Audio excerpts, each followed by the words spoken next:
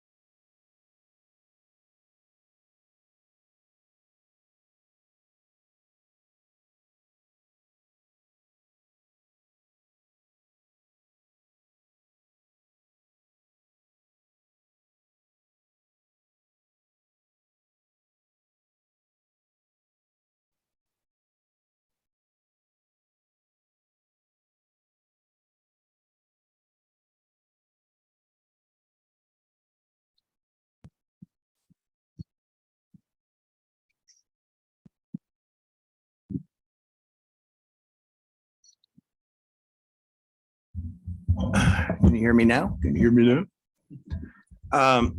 Welcome, everyone, to the meeting. Thanks for your time and being here. So we have a quorum, and as it stands right now, all alternates can vote. So when we get to that part, what I'd like to have Cindy make a change to the agenda, if you don't mind. I'd like to propose item number 3, the appreciation to Bev, be moved down to, you said after 10, so we can have time, can have a little celebration. So I'd like to move that. Okay, I hear a second to that motion. Second, Joan, thank you. All those in favor? Aye. Okay. Do I hear a motion to approve the agenda as amended? So moved by Dave. Joan, second. All right, all those in favor? Aye. Okay, great, thank you. Oh, you have it. Oh, Friendly housekeeping reminder, we have some new faces in the room. If you can make sure to state your name when making a motion, and when in the room speaking, use the microphone so those on Zoom can hear you. Thank you. thank you for that reminder. Okay, I would like to just take a moment, though, to introduce Lisa. So Bev, would you just make a prick so we know who this other person is sitting in the room participating? Good afternoon. So this is my replacement, Lisa Corey, and she's got an MBA and she's had a lot of experience in different areas. And I will just let her speak to give you her background. I have 4 degrees, accounting, finance, business, and arts. I've worked as a controller since 2008, primarily in construction, more recently in capital investments. So still construction, just a little more hands-off. But I'm very excited to be here. Awesome, thank you and welcome. Thank you. All right, do we have any public comments for items not on the agenda? Anybody from the committee Any members of the public? I'd like to recognize Reb and Tom. Welcome back. Thank you for being here. All right, approval of the minutes from the July 6th meeting. Any comments or corrections or additions thereof? Your motion to approve? Mr. Chair, Yes? just two items that I noticed on the minutes.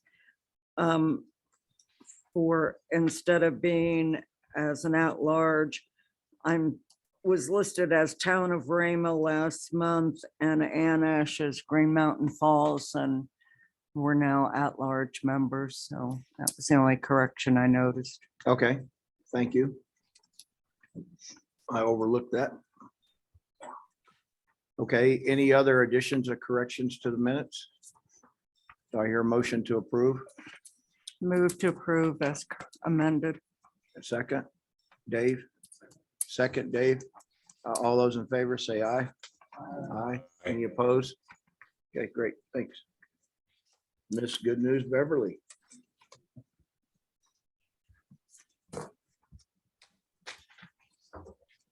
Good afternoon. Yeah, we still have good news. So you're here. I hear though at the city, things are kind of flattening out though for the sales and use taxes, but they report theirs a month ahead of us because they collect their own sales and use tax. And so for May, we received 13,273,000, which was 627,000 over the monthly budget, or 5% ahead of that. And we're 1.5 million ahead for the year to date compared to budget. On the second page, compared to May of last year, we exceeded that by 1,375,000 or 11.6%. And then of course, there's the other reports, but I don't usually go over them. But does anybody have any questions? Any questions for Bev? I've got one, Mr. Chair. Okay, I'm sorry. Tony. Go ahead. Tony Joya. I'm just curious, have you seen any early numbers coming in yet? Is the recession going to start, or the potential recession going to start affecting us on this, or? Well, from what I understand, the city reported that their numbers have been flattening out, but we don't get any of our numbers until the beginning of next week. Okay. We can kind of, I guess, given that disposable income has been reported to be dropping a little bit now that some of the stimulus funding is slowing down its flow, that it's expected that we're going to see a decrease. We've been riding this wave for a long time. And in my theory, whatever goes up must come down. It's got to self-correct at some point. So hopefully it's not a overcorrection too far down. So, Mr. Chairman, yes, Richard.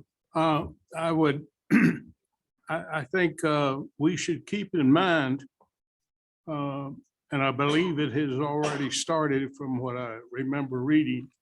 The governor is sending out those checks to all citizens of that file their income taxes. Every citizen that is eligible is getting $750, a couple's $1,500. And I would say that that is going to keep that revenue coming in. Could very well. Could very well. Any other questions for Bev? Do you have anything else you want to add? Nothing you want to add at this point? Oh, no, not at this point. No, Okay, thank you. all right, very good, thank you. Oh, so Lisa may just report from where she's sitting next time. It's just that I come up to the podium, That's but fine. just to let you know. So she doesn't, you don't feel forced to have to come up to the podium. Okay. We just need to make sure that you're on the camera for the online folks, so that's, make sure we capture that. All right. Item number 7A, City of Colorado Springs line item transfer. Ms. Gale. Yes, Mr. Chair, members of the CAC, Gail Surratt, City Engineer, and Deputy Public Works Director. Mr. Chair, with your permission, I'd like to discuss item A, the line item transfer, and the first of two contracts for approval. Although you see three on the list, but there's only two for approval from the city at the same time. The first item is for line item transfer for the benefit of the Centennial Boulevard Extension Project, which runs from Fillmore Street to the Fontanero Project. As I've mentioned in the past, we've been looking at tying in this project work with the UPRR railroad bridges that are going to be replaced over Fontanero Street, which sits just to the east side of I-25. The Centennial Boulevard project, we have always had that stopping on the west side of I-25. And the question has been how we're going to make that connection. Originally thinking that connection would likely happen with the Fontanero project because we do have to lower the road through there. But now that Centennial Boulevard extension is getting close to completion. In fact, we're planning on having that open towards the end of October, and we'll talk more about that here in the coming months. We feel like it's important to extend that construction work underneath I-25 and tie into the east side of I-25 where the ramps terminus currently is. So when that future bridge project happens and we have to close Fontanero for the bridge project, we can still use Centennial, which we will have just gone through the completion. And there will be some traffic control underneath on the bridge, but it will still be operational. So as folks start using Centennial Boulevard, they'll still be able to access I-25 in all directions. So with that, we're recommending adding a significant amount of work associated with that underneath I-25. In the amount of the change order portion of it will be $2,648,477.10. And again, as mentioned, it's going to help with cost savings because hopefully we'll have better construction prices now than we do in end of 23. It would eliminate future throwaway work, which is another thing we were dealing with as we try to coordinate these projects. And again, it will have less disruption to the traveling public. As part of the line item transfer, I will mention currently available contingency under the Centennial project is we have $1,078,823.53. We're proposing to add $1,573,826.83 by doing line item transfers from two complete and one nearly complete project as shown on this table. The two projects that are complete are the Chestnut Street over the South Douglas Creek Bridge. The remaining money in that account is $22,533.21. We are able to move that over and close that account completely out. Under the Pikes Peak Avenue, the Colorado Avenue to Prentice Parkway project, which is also complete, there's still a remaining $51,293.62. Again, we're ready to close that account out completely. And then the Platte Avenue westbound over Sand Creek Bridge replacement, which is nearly complete.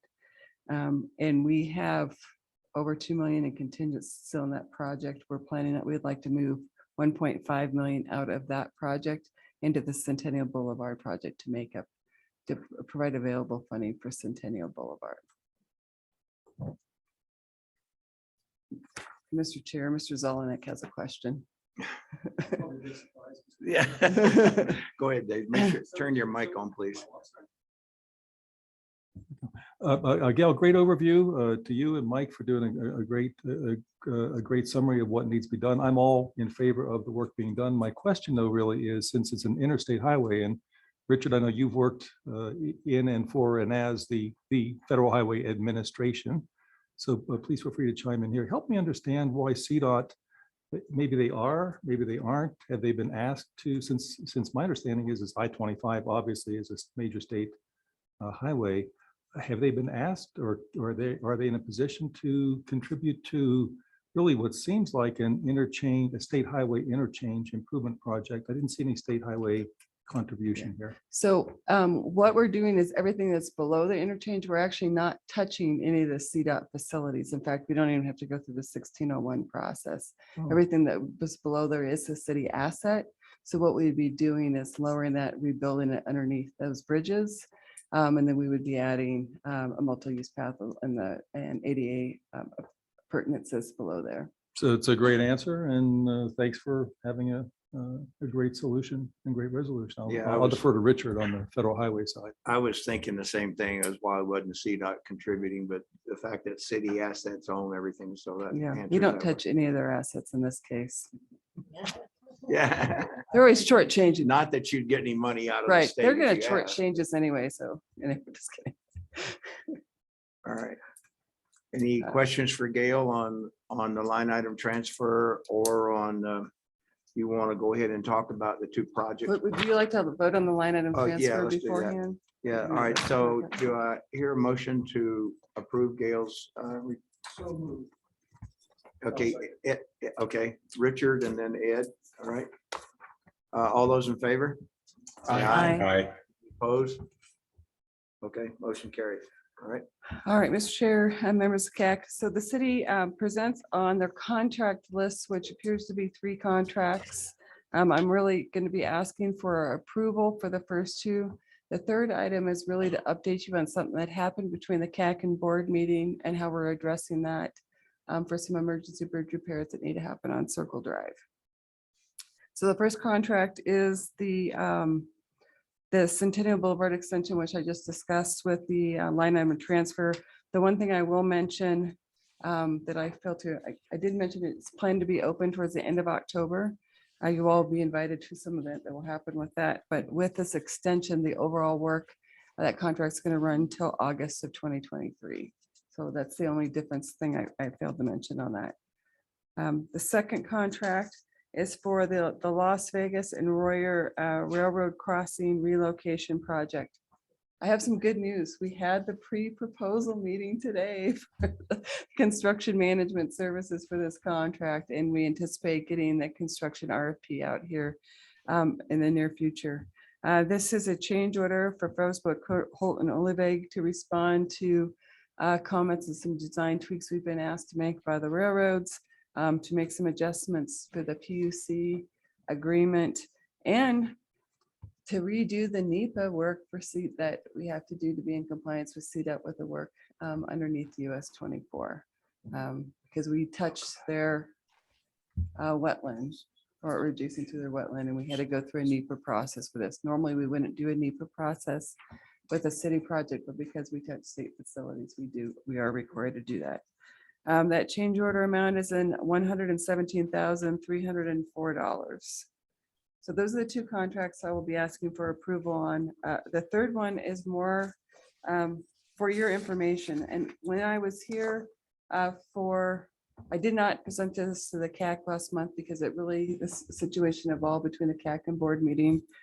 But we have been doing more frequent inspections on the Circle Drive bridges because of some condition concerns, in particular with the rocker bearings on that bridge. As it turns out, the inspection revealed some very significant movement in the rocker bearings where they tilted past the point where they're stable. So we are in the process of having to put emergency repairs in place. The emergency repairs, because there is a chance for the bearing failure, we're having to build shoring around 3 of the piers. And then we're having to replace a bulk of the rocker bearings. Because of the nature of the work, we did not wait for full board approval. I was able to verbally talk with them about this. We are able, through the allowances with the board policies, to put bridge maintenance task orders in place up to $750,000. And that's the process we went about and did this. But the overall project from bridge maintenance is going to be upwards closer to $2 million. To be able to do this contractually, each of those piers were handled as individual project packets for task orders. The individual task orders were $552,646.48. And that just handles the shoring for those 3 piers. We are in the process of purchasing and getting the rocker bearings manufactured, and we'll have to pay for those rocker bearings plus the installation. So right now, so far, we've committed to spending 1.657 million in emergency repairs and plan anticipate anywhere between another $500,000 to $1 million for this work. And Man. yes, So we've been talking about that bridge for a while. yes, we have. uh, Are we looking at a time frame on replacement for the So bridge at this the point? construction, so the engineering plans are done. The construction IFB is actually out right now. We were originally anticipating that opening yesterday. We have 6 pre-qualified contractors for that work. We got a plethora of questions and a lot of significant interest. And with the responses, we did give them additional time. So those bids open August 26th. And that will not impact when we anticipate them starting construction, which would be around the first of the year anyway. Okay. We were trying to get them on board for pre-construction activities. It is important to talk about, and I think I touched on this in my memo, that it is important that we do these bridge repairs, one, for the safety of the traveling public as it is today, but these bridges also have to remain in service during construction. If you recall, I think Ryan came, maybe it's been 6 months ago or so, and gave an update on this, that the first bridge that gets replaced is actually a new bridge alignment to the south of the current bridges. And then we'll demo one of the bridges and start construction on the next and then the third from there, kind of going from that. So those rocker bearings are those things that fit like this that are kind of rounded. Yeah, and in fact, there's a crummy picture on my memo that looked great on Yeah. my screen, but doesn't look great when I printed it. But yes, Okay. The Fillmore Bridge going over the bike path in the creek have 2 that are, yes. As you recall, Sideways. last month that I told you I submitted for a grant Yeah. to start the federalizing those bridges to be able to capture some bridge investment program grant funds to replace that. But that's my next big bridge. good luck. That's Project gonna we be a plan on mess. tackling. That's gonna be as big a mess as Circle Drive, I think. I think it might be worse if you think about it, it's tighter. Yeah, yeah, for sure. Okay, So with that, I would ask for approval of the 2 contracts. Mr. Chair. Tony,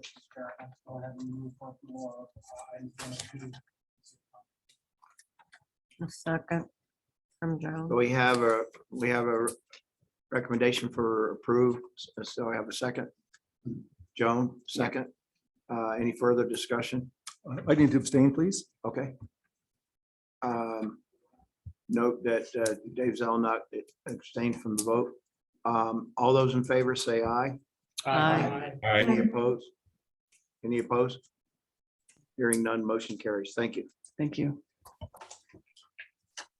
All right. El Paso County.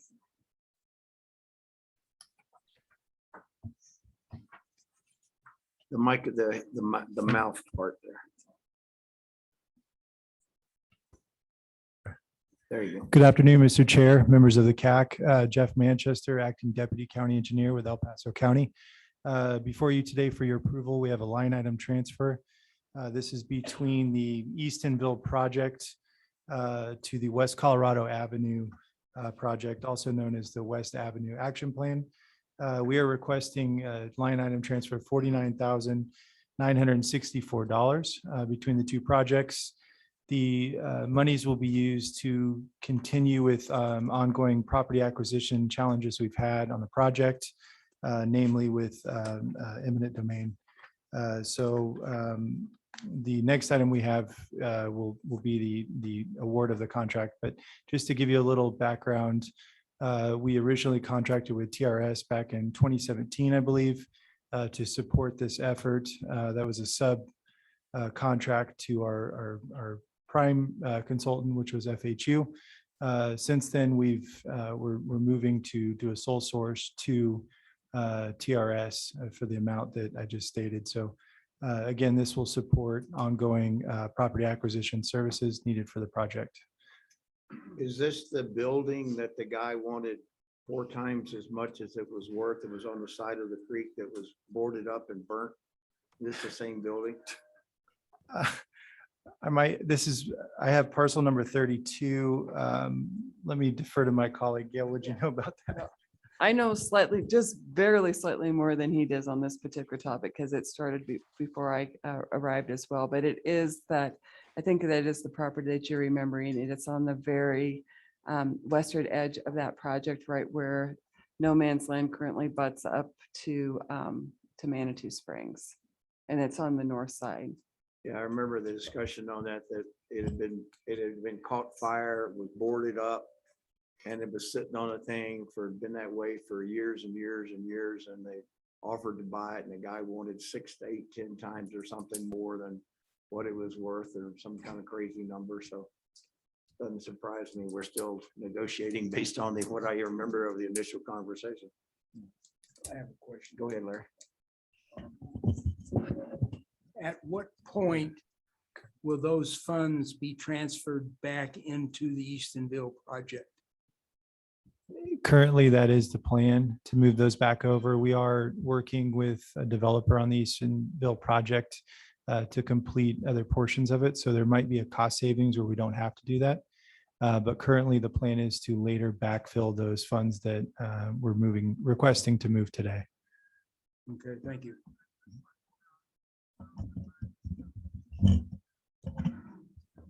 Okay.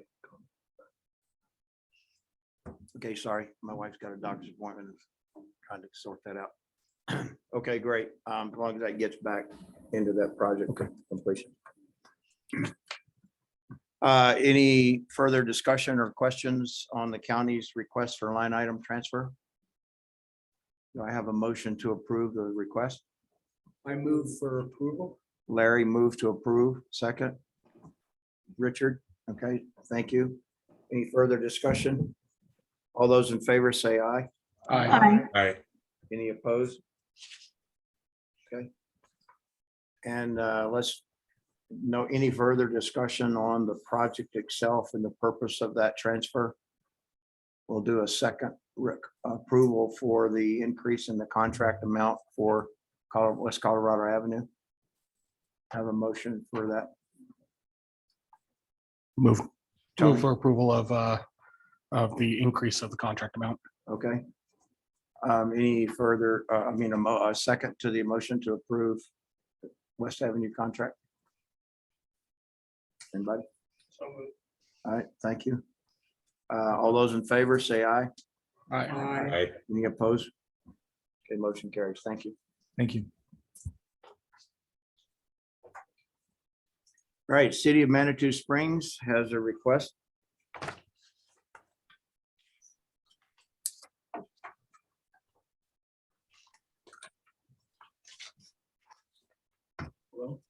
That's right. There you go. I don't know why red means on. But hi, I'm Dolger Bennett, city engineer from Manitou Springs, and we do have a request to do some maintenance paving on 2 roadways within Manitou. We have the map and a brief description listed and look to get that work approved.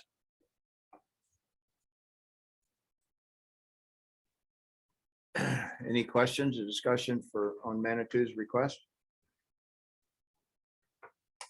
Okay, do I hear a motion to approve their request? Dave?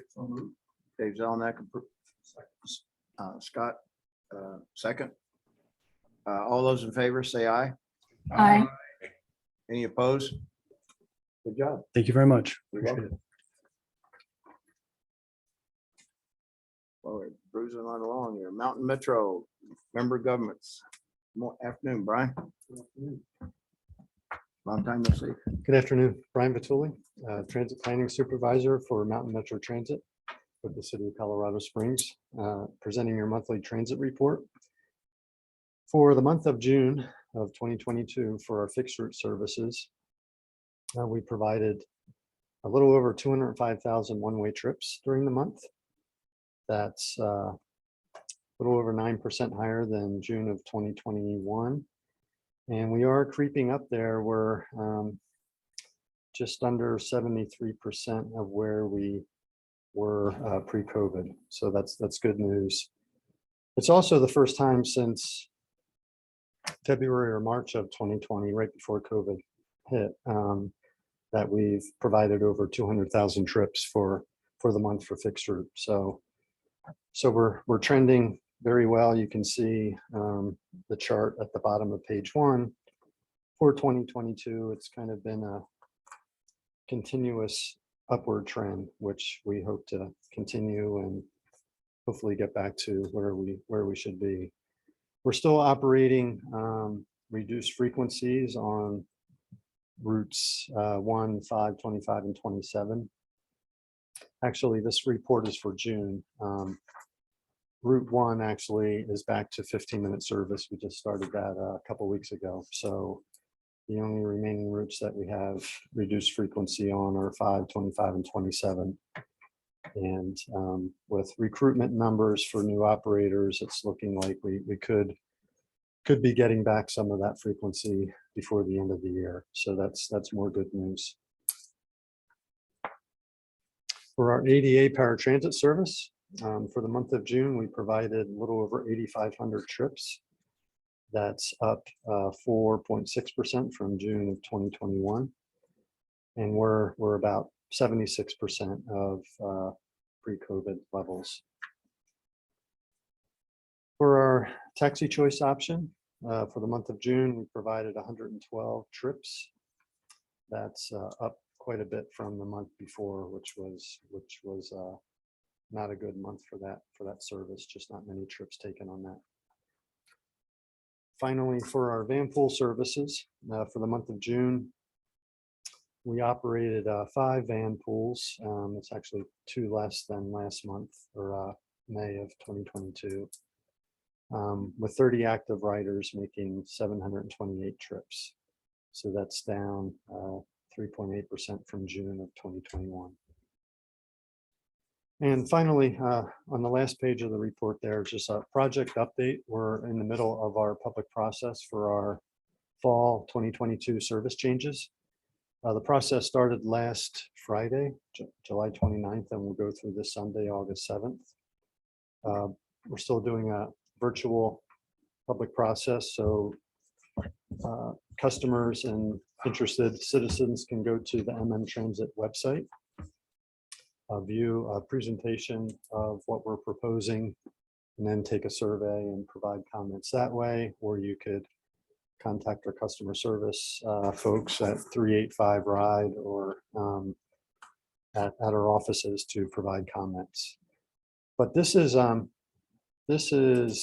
whole lot of good news. This is probably the largest service change that we've done that I can remember. And this is due in part thanks to the RTA, both the 2021 budget amendment and this year's budget amendment. What we're looking to do is add frequency to Route 22. Weekday daytime frequency will be increased from 60 minutes to 30 minutes. We're looking to improve weekday evening frequency from 60 minutes to 30 minutes on the 7 highest ridership routes in our system. We're looking to add a lot of off-peak service. So we're looking to add weekday evening service to 12 routes. They're all identified in your packet. Adding Saturday service to 6 routes. Adding Sunday service to 12 routes. So this off-peak service is vital for our customers who are not typically, Monday through Friday, 8 to 5 type workers. They need more service on the evenings and on the weekends, and this will really help fulfill that vital role. And these are routes that they currently don't operate during those times. So this is a lot of great service. And luckily, with the money we've gotten with the budget amendments over the last 2 years, the off-peak service is somewhat inexpensive to implement because you're talking about 3 hours during the weekdays and 12 hours or so on Saturday, but there's really only 52 Saturdays in the year. So you get a lot of bang for the money. And so this is just a great thing that we can roll out this fall. Last 2 items, Route 35 currently travels from the Pikes Peak Community College. We have one of our major transfer centers there.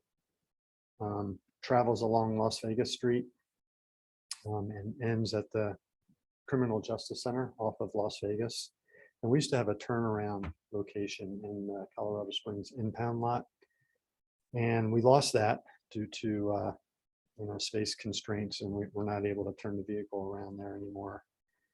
So this is kind of a win-win. We're actually going to be extending it further north up to Janitel Road and Four Seasons Drive. And this is where the old Hotel Elegante is kind of redeveloping into affordable housing. So it's a very justified destination point for folks to use that service. And it has a really good connection at Circle Drive with another Route 15. So it makes a lot of sense to extend it further north.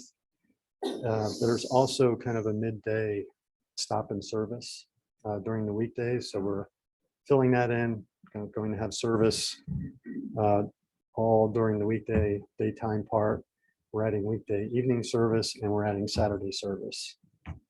So this is something the county sheriff's office reached out to us about, and there's also a halfway house that is just south of the criminal justice center there. And there are folks that are low risk who are going out in the community for work release programs, or they're getting back into society, and this service is quite vital for them. And this Route 35, we've struggled with low ridership on this route for some time, and we're pretty confident that this will give it the boost that it needs. And then finally, routes 38 and 40. Route 38 travels from Academy Boulevard and Montebello Drive up Union to Memorial North Hospital and Children's Hospital.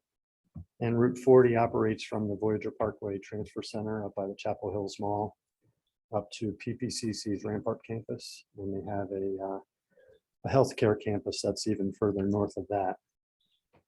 Currently, both of these routes are express routes, meaning there are no stops in between the origin and the destinations.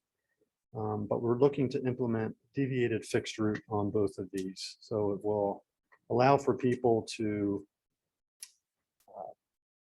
if they live somewhere off of the routing that they currently don't have service on, they can call, request service. Actually, it allows the vehicle to deviate off of the fixed route to pick them up at their location and then continue on its route. There's extra time built into the schedule that allows for this deviation. Are these full-size buses? Yeah, I think they're either 30 or 35 footers. Yeah. Yep. And we've done a lot of field work up there, to be careful that we don't route buses down into a really tight cul-de-sac or an area where it's not appropriate to run a larger bus down. So we do have designated deviation routes set up, but this is something new for us. It's kind of a pilot.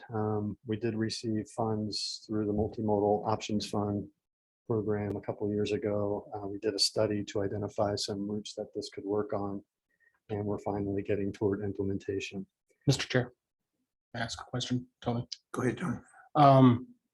On those, the requested deviations, they have to be booked in advance? Or can someone who's on the bus say, hey, I need to make a stop over here to get off? Yeah, I believe we're kind of working through that. I think it's going to be similar to our ADA power transit system, where you call in advance. It may not have to be 5 days. It could be the day prior, something like that. But I think that's how we're going to try to ensure that gets rolled out well. And so we are allowed to request a surcharge. So we're going to, as part of this public process, we're asking that deviations will be assessed a $1 surcharge. So you'll pay your regular base fare or use your pass, but if you are requiring a deviation, it will be a $1 surcharge. So once our public process ends this Sunday, we'll go through the comments that we receive and then work toward implementing and looking at Sunday, September 25th to implement all of this. So it's thanks to the RTA, and this is really good stuff. And Richard? Thank you for the report. I agree that I think real improvements are being made and results are coming out very well, and you are to be commended for that. There's one area that I have concern on in looking at the reports, and it's perhaps it may not be a major segment of the operation, but I'm always looking at the results in each area. And I'm looking at the van pools. And just, you look back at 2 years ago, and the ridership might probably averaged more than 3,500 rides per month. And I'm looking at January through June, and we're at the average probably, let's call it probably about 800. And I don't see any progress being made there. Now, that may not be your all's fault at all, but I would like you to elaborate on why this is so low, number one. Number two, I trust that the expenses for your operation of this service has been, in other words, if it's not producing a lot of traffic, then you would reduce the amount of staff time and vehicles for it. But first, I'd like to know, why is it so low? What is the prognosis and value of continuing this one? Sure. So first off, why so low? Well, you know, we have minimum thresholds of, you know, how many people it takes to keep a van pool going. And, you know, it only takes one person to get below that threshold. So, you know, there's a reason, you know, commuting patterns have changed since the pandemic. More people are working remotely. Some people lost their jobs. So I think, you know, it's a combination of bad things happening and all of these van pools, you know, evaporating. We are trying to, you know, this is kind of a service that's slow to respond. You know, fixed route has improved quite a bit. ADA paratransit has responded pretty well as well, but this has just not picked up the way we were hoping to. You know, we are hopeful that once the managed lane on I-25 gets implemented this year, folks start getting back into their normal commuting patterns, you know, that could hopefully have a positive effect. We won't know until we get there this fall. But, you know, I'll also say that, you know, we're operating less vans, it takes less staff time. So, you know, the spend rate is slowing down. So we're not spending the amount of money we were back in 2019 when we had more van pools operating. So, and this is a program, this is part of our Metro Rides program where we provide van pools, car pools, school pools, kind of matching services to get people to ride together. And it's our alternative commuting program. And this has been funded through PPACG under the Congestion Mitigation Air Quality Fund for at least a couple decades. And, you know, it's been rebranded from Ride Finders to Metro Rides. And it's a really good program. And it's not anything that we're taking steps to eliminate right now. We'd like to see where this goes in the future. But, you know, whether we need to adjust our thresholds and lower the amount of people that it takes to form a van pool, although I think federal regulations kind of say that we need to be at a certain threshold. So I'm not sure how much wiggle room we have there, but you know, we are going to be, that's one of our major marketing pushes this month and next month as we get closer to the managed lane opening up. And summer vacations ending and people getting back to work and all of that, maybe it will all equate to some better performance for a van pool system. Thank you. And I do support your efforts. Thank you. Right. Jim? Yes, go ahead. Yeah, Craig Gooding. Hi, Brian. Hi. I see from the internet, which is where I get all my facts, that They're all true. Of course, this is zero fare month, it says here. So Yes. you've got free fixed route rides for riders. Is this something that's been done in the past, and kind of either way, what's kind of your expectation or history as far as the stickiness of any increases based on that? Sure. Well, this is a brand new campaign for us, and it's basically a statewide initiative. It's Senate Bill 22-180, signed by the governor at the end of May. And it's basically, the funds are administered through the Colorado Energy Office, and all of the agencies that want to participate send in a grant application, and they need to estimate what their expected revenue losses are from going to a fare-free system. And this grant program is actually keeping us whole, so we're getting reimbursed for whatever loss of revenue we get for the month of August. So it's a very timely thing. Fuel prices are high. We're coming out of COVID. August, the hot summer months are generally higher ozone months. So it's a campaign that's really, 3 or 4 pronged that can really help boost transit ridership, maybe get people to make that step toward trying transit. Maybe they've tried it in the past or haven't tried it in Colorado Springs. Maybe this is the push that they need to try something different. So we're tracking ridership very closely. We're tracking, the revenue that will be lost during that time. And then, we'll just draw upon that grant accordingly. All right, thank you. Sure. I'd like to point out that, Denver is reducing fixed routes and eliminating fixed routes and with lost revenue while we're growing. So must be doing something right here. So congratulations. Well, thank you. Thank you. Any other questions or comments for Brian? Okay, thank you, Brian. Thank you. All right, item 8B, PPRTA ballot issue. Mr. Rick.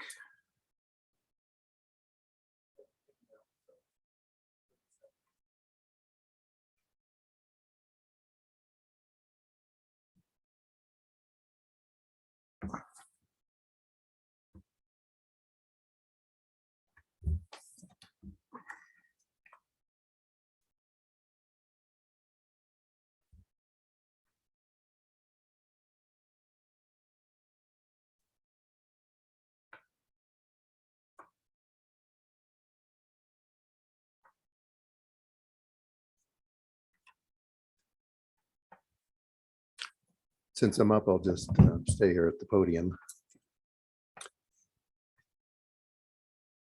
So PPRTA 3 ballot, we've been working on this for what, a year and a half, maybe longer. We're now at the stage of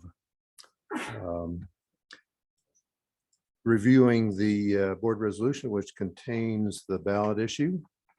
And it also has an attachment cover sheet for the IGA, intergovernmental agreement between the PPRTA and the El Paso County Clerk and Recorder's Office, but I haven't received that yet. I did have an email exchange with the election manager in the Clerk and Recorder's Office, and she said we should receive, they would be mailed, US mail on Monday. So we should have that in time for the board meeting as a handout for the board. And that's a pretty standard document that we did in 2017 when we did that ballot, in 2012 when we did the PPRTA 2 ballot. So, but we just don't have it yet. So I took it upon myself to proofread the individual submittals against Jennifer Ivy's um, combined and final ballot.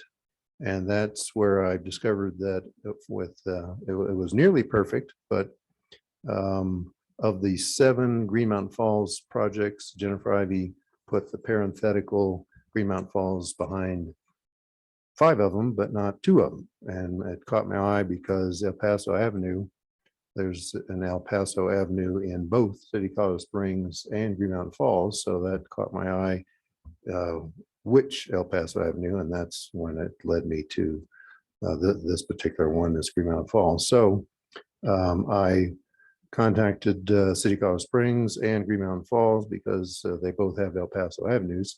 And that's where I got the thumbs up from both Gail and Becky Frank at Green Mountain Falls that there would be no, that they were supportive of adding these 2 parentheticals that are in yellow in what I handed out. Did everybody get a handout? And on page 5, for those looking online, it would be El Paso Avenue Bridge replacement.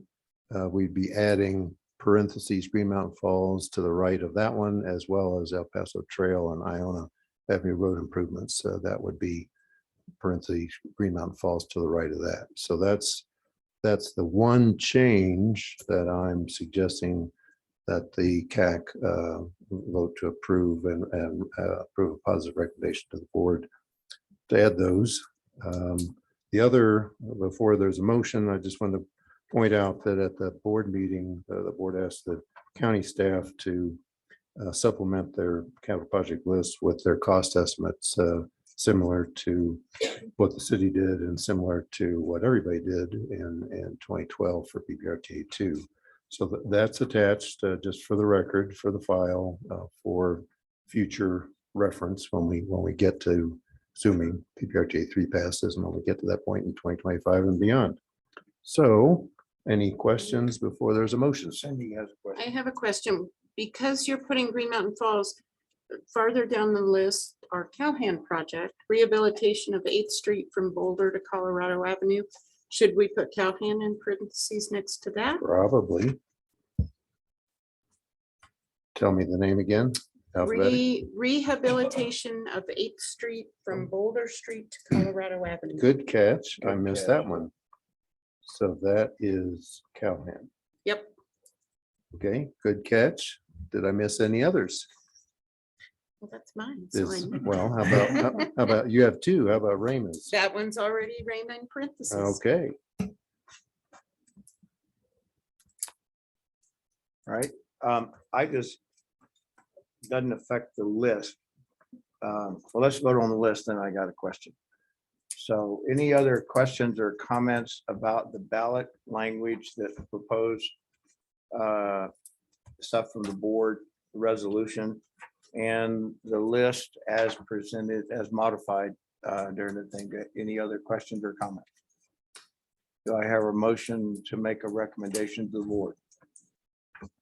Tony? I move that we make a recommendation to the board that the 3 changes that were just discussed are made to the project list. Okay.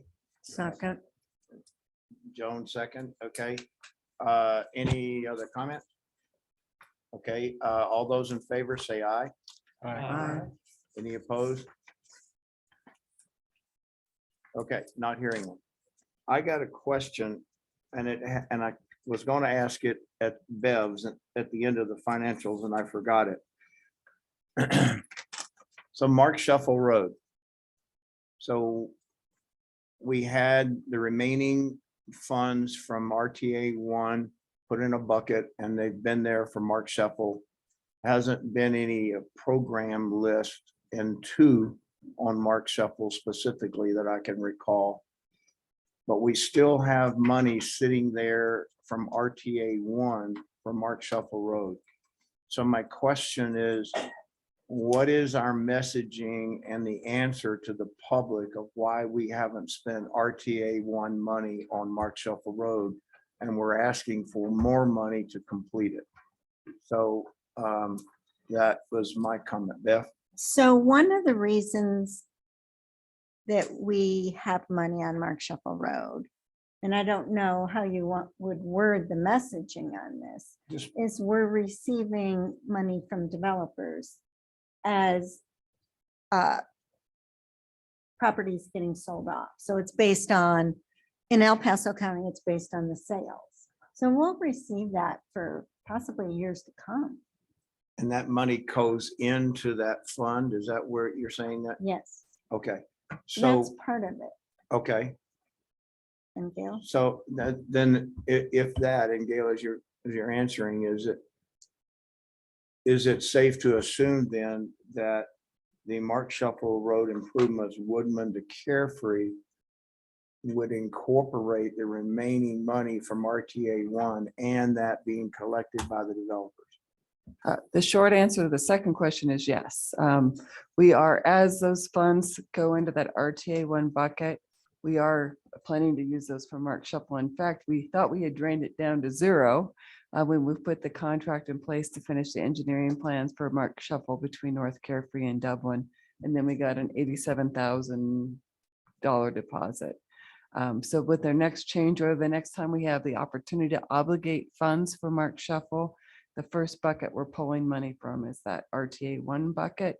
And then we would fill in the rest of the funding from the other sources that would be available. Okay, that's good. Thank you.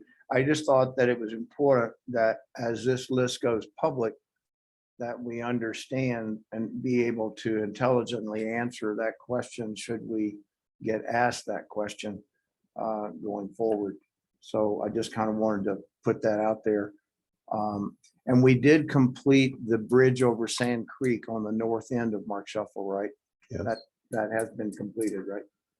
North of Woodman. North of Woodman. Yes. Yeah, okay. Now, let me float another possible answer to Jim's question.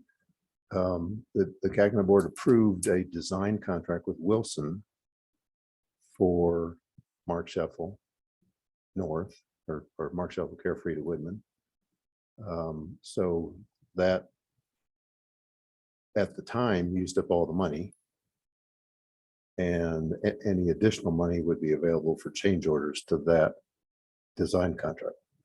Yes, and I do anticipate having a change order for that contract in the not too distant future. One of the things we'll be doing is doing a change order to fund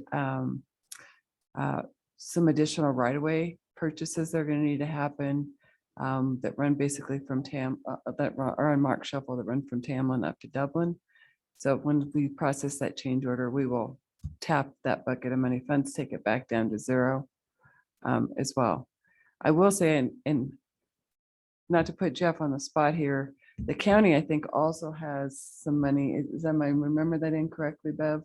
They also have some money at Mark Shuffle RTA one, but it's tied up with developer contributions as well, that we've exchanged many emails about, that we also anticipate being able to tap those funds as other projects adjacent to Mark Shuffle get complete. So if I recall that amount with the different projects for the county, it's closer to 300,000 or 400,000, but I couldn't tell. But anyway, the bottom line is our intent is to keep taking those down to zero every opportunity we have before we add new monies on the Mark Shuffle. So currently we have 538,000 in the portion of the county's Mark Shuffle Road widening and extension Peterson Air Force Base to Black Forest. Now, some of that though might actually be to finish paying some contracts.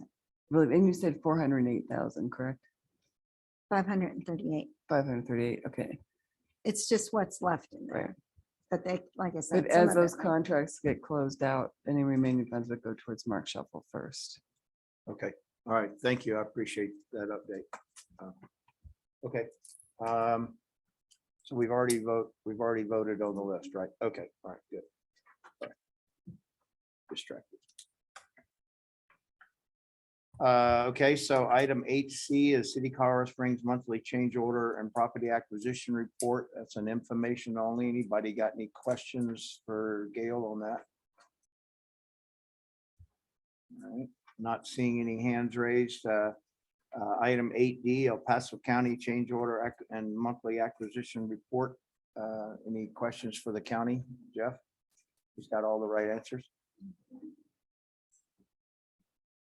Okay. Any administrative actions and reports? Rick has got a review of that in the minutes, item 9. All right, any agenda items for topics for next meeting? All right. Before we go into the item 3, so that we don't miss this, I wanted to take an opportunity, and I missed it earlier. That I had the pleasure of attending the first City of Colorado Springs Public Works Academy on Monday.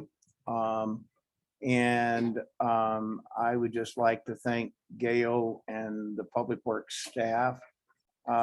We had some briefings out at the transit facility on the major efforts from roads to environmental to stormwater.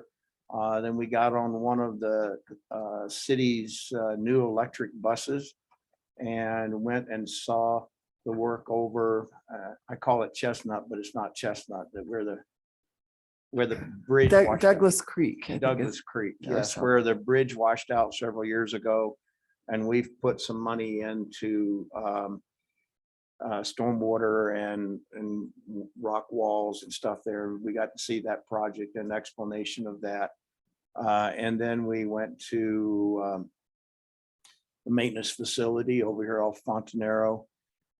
We went down to Traffic Ops Center downtown and got to see the people that watch all the traffic lights and all that, and that was quite interesting as well.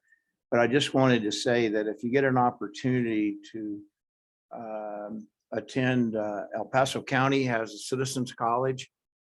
That is an excellent program that is scattered out over multiple days. We just completed one of that here just recently, and we're thinking about, I'm on that citizens outreach group that does that, and we're thinking about maybe doing another one this fall. But if you get an opportunity to attend this Public Works Academy, and I'm assuming there'll be more at some point in the future, this was really well done, very informative, and a lot of work put on by the staff. So Gail, thank you for the tremendous work the staff did to put this on. It's really good. Tony?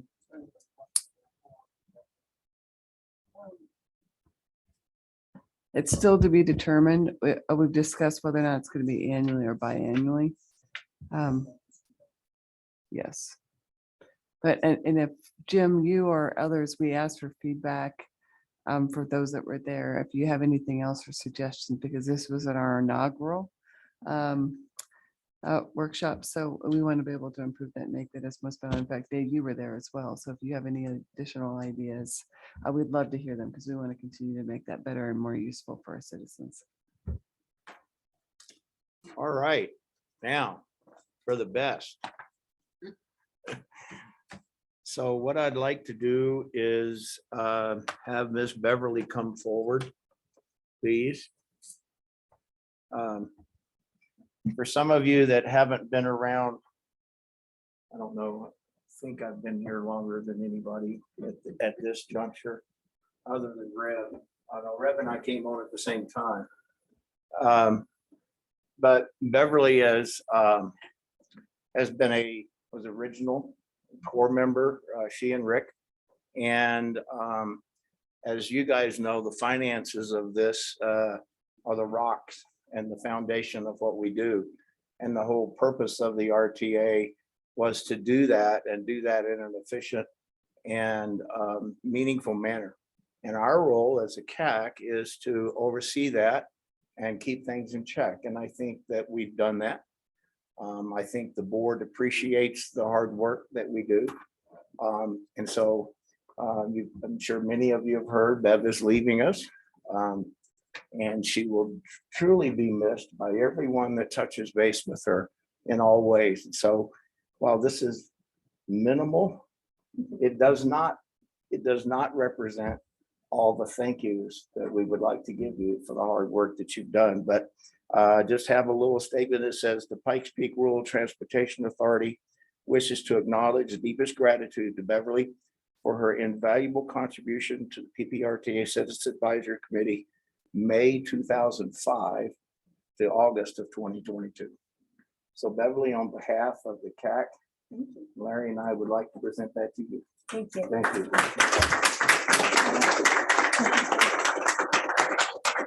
Thank you so much. Rick asked me about a few weeks ago if I wanted a hard hat, and then he asked me if I wanted a plaque, and I've moved, and I've gone from a big house to a really small house in St. Augustine, Florida, and I'm like, I do not want one more thing to take with me. So I really have loved working for the PPRTA and PPACG for over 17 years.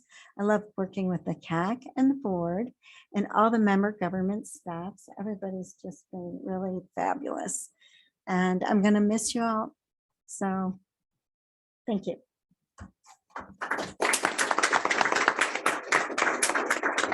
Hang on, Rick's got something for you.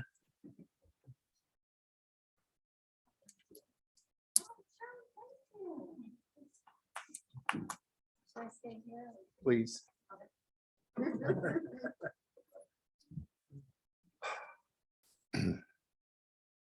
Okay, I didn't think I would be moved, but I moved. Okay. When the voters approved the PPRTA originally in November of 2004, the powers that be decided that PPACG should manage this new thing that was started starting January 1st of 2005. So the PPACG staff, the then executive director was looking for 2 people, and he found Bev and me, and we both started in May of 2005, a couple weeks apart. So that's 17 years and 3 months ago. When we started, we were in that far northwest corner of the lower level here. None of the lower level was finished. And whenever it rained, we had to get a 5-gallon pail to trap the drips that came through from the roof at the top of the building. So, but over the years, PPACG found the money to finish the lower level and have this nice meeting room. But during the entire time, Bev was the consummate professional finance manager. She's been a tremendous asset to the PPRTA, to this 2-person program that we have. She's been a tremendous team member with our little team, and she's been a good friend. So I will miss her.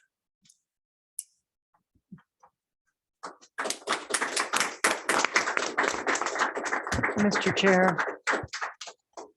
Chair, on that note, let us eat cake. Yeah, Oh, you're cutting me off? yeah, no, only after you finish. No, I just wanted to thank Rick and say, I couldn't have worked with a better person. And this is the longest I've ever worked anywhere. So thank you, Rick. All right, anything further? If not, I'll call the meeting adjourned, and let's have cake.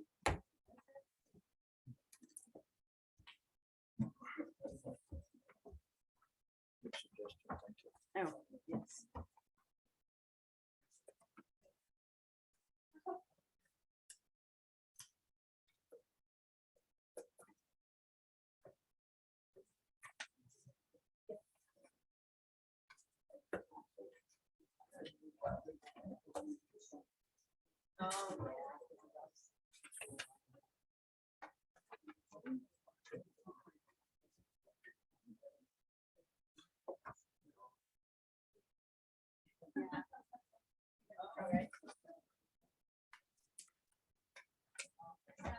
Thanks for